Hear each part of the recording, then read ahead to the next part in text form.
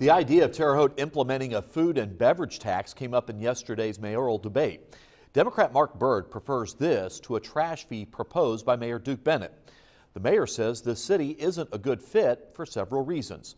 News 10's John Swanner did some fact-checking on both of their claims. In order for a community to implement the food and beverage tax, its council must first pass a resolution in support of it. Then the General Assembly must pass a bill in favor of the community's request. I don't understand why we can't talk to the legislatures about doing something like that.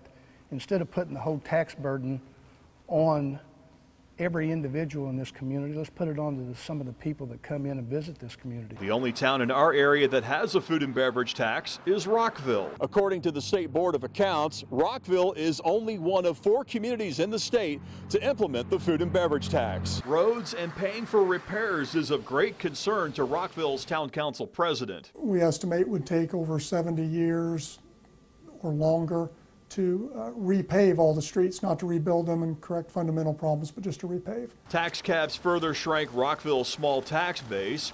It took 2 tries, but the General Assembly granted Rockville's food and beverage tax request. Patrons to restaurants pay an additional 1% to any sales tax.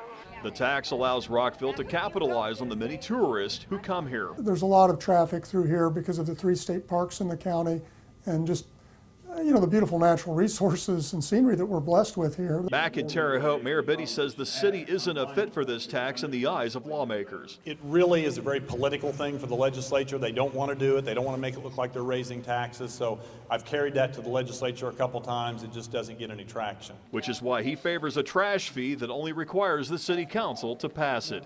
In Terre Haute, I'm John Swanner, News 10. The food and beverage tax will generate more than $100,000 for the town of Rockville. The 3 other Indiana communities that use the tax include Fishers, Cloverdale, and Nashville.